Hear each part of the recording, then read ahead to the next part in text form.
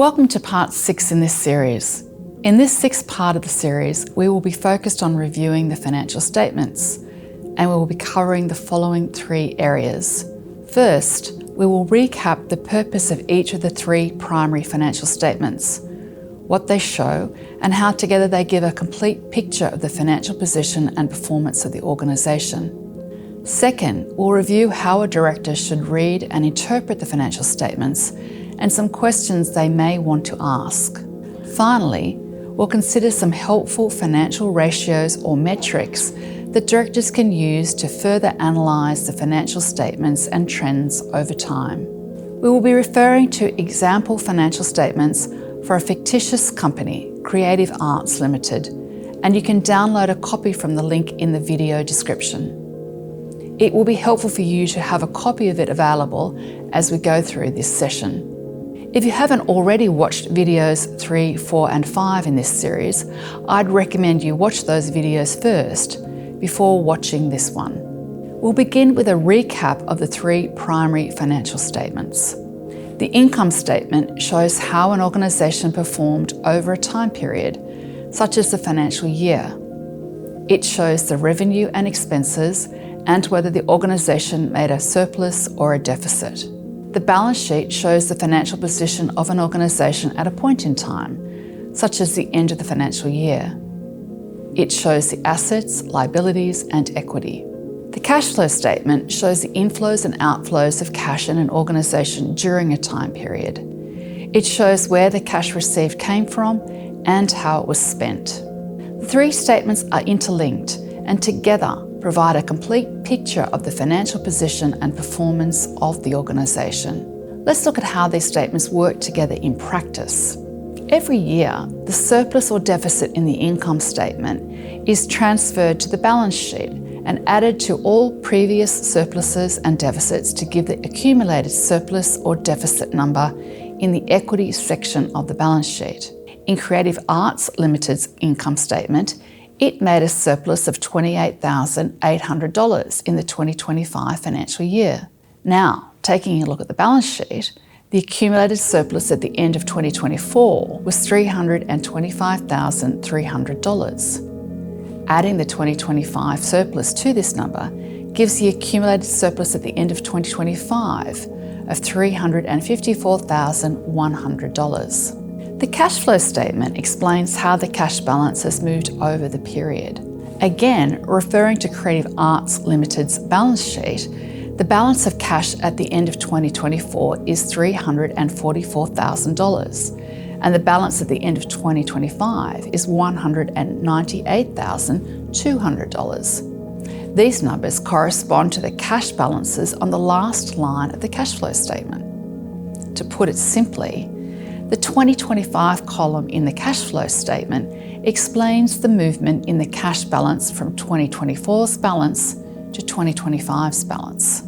We'll now turn to considering how we as directors should read and interpret the financial statements, individually and collectively. When reviewing financial statements, it is also very helpful to look for changes and trends over multiple periods or years. We'll start with the income statement and take you through a step-by-step process for reviewing it. Step 1. Review the different types of revenue. For example, ticket sales, grants, sponsorships, donations, or investment income. Then compare the actual revenue with the budgeted amounts. Do you understand the reasons for any large differences? The budgeted amounts will be found in the management accounts. Next, consider how diverse the revenue base is. Is there a risk that the organisation is too dependent on one type of revenue? For example, a grant, a donor, or an event. Creative Arts Limited has reasonable spread of revenue sources, with $416,800 from performance revenue, in other words, ticket sales, and this represents 35% of total revenue. 32% of revenue is from fundraising and sponsorships, and 30% is from government grants. Step 2. Review the categories of expenses. Compare the actual expenses with the budget amounts which are shown in the management accounts. Again, do you understand the reasons for any large differences? Then consider the types of expenditure. Is where the money is being spent aligned to the purpose and priorities of the organisation? Creative Arts Limited has total expenses of $1,157,000, of which $600,800 or 52% is employee wages. Step 3. Did the organisation make a surplus or a deficit for the period? What has been the trend in surpluses or deficits over the past, say, 5 years? Creative Arts Limited's surplus has increased from $6,300 in 2024 to $28,800 in 2025. Next, we'll go through a step-by-step process for reviewing the balance sheet. Step 1. Are the assets of the organisation greater than the liabilities? In other words, does it have positive net assets or positive equity? Referring to Creative Arts Limited, total assets of $842,700 less total liabilities of $472,200 gives net assets or total equity of $370,500. Step 2. Are current assets greater than current liabilities? Current assets are assets that are expected to be used or converted into cash in the next 12 months. Current liabilities are liabilities that are due to be paid in the next 12 months. You typically want current assets to be higher than current liabilities. Comparing the two is a helpful indicator of the organisation's ability to pay its liabilities when they are due.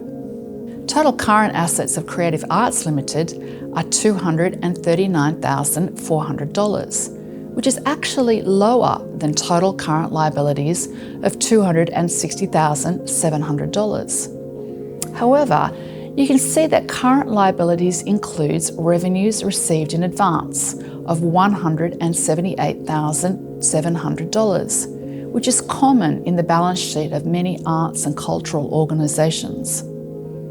Creative Arts Limited has advanced ticket sales and government grants received in advance.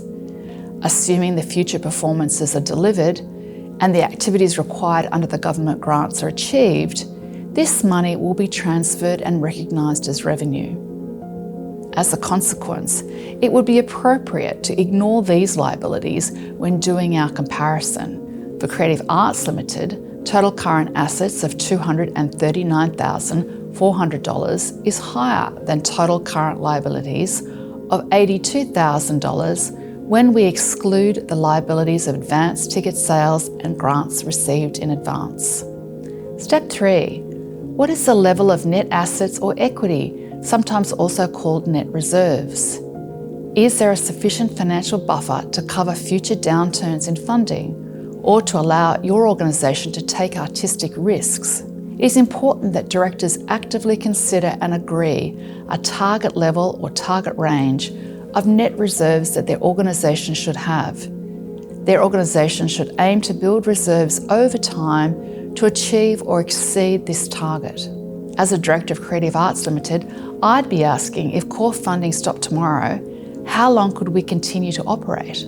A helpful benchmark for arts organisations is that unrestricted reserves should be at least 20% of annual expenses. For Creative Arts Limited, this would be 20% of the total expenses of $1,157,000, or at least $231,400 in unrestricted reserves. However, if certain assets, such as artworks or musical instruments, are not easily convertible to cash, the directors may consider it necessary to set a higher target range. When calculating this ratio, restricted reserves are excluded, as their use is restricted to a specific purpose. They are typically not available to use for general operating expenses. Turning now to the review of the cash flow statement. Step 1. Is the cash flow from operating activities positive? That is to say, is the revenue received in cash more than what is needed for day-to-day operating expenses? For Creative Arts Limited, net cash flow provided by operating activities was a positive $156,600. Step 2. Consider the cash flows from investing activities. That is, the money spent on acquiring non-current assets. What assets is the organisation buying? Is it aligned to the organisation's purpose and priorities? Can this expenditure be funded sustainably? Creative Arts Limited spent $275,100 in the year on acquiring property, plant and equipment and financial investments. Step 3. Consider the closing cash balance and the movement during the period. Has the cash balance increased or decreased? Do we have enough cash on hand to pay employees, artists and suppliers on time? Don't forget to consider timing differences between when income is received and when expenses are due to be paid. In the case of Creative Arts Limited, the balance of cash has reduced during the 2025 financial year by $145,800 to give a balance at the end of the year of $198,200. However, the value of financial investments has increased from $105,800 in 2024 to $374,500 in 2025. And these investments are likely also available to use to pay suppliers and employees should this be required. We'll now look at 4 helpful financial ratios you may want to consider calculating and tracking. A financial ratio is simply a way to compare 2 numbers in the financial statements, and they assist you to spot trends quickly. For example, is a particular ratio better or worse this year than last? First, operating margin, which is calculated as the net surplus divided by total revenue.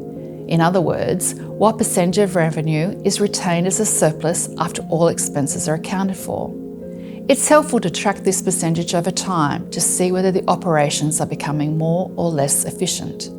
Creative Arts Limited has operating margin of 0.6% in 2024, which improved to 2.4% in 2025. Second is revenue concentration. This is the largest revenue source divided by total revenue. As a general guide, if this number is greater than 40%, it may indicate that the organisation is overly reliant on one source of revenue, which may be a financial risk. In the case of Creative Arts Limited, the largest revenue source is performance revenue, that is, revenue from ticket sales of $416,800, which is 35% of total revenue. Thirdly, artistic program expenses versus administration expenses. This is calculated as artistic program expenses divided by total expenses. For Creative Arts Limited, this ratio would be calculated based on detailed information provided in the management accounts.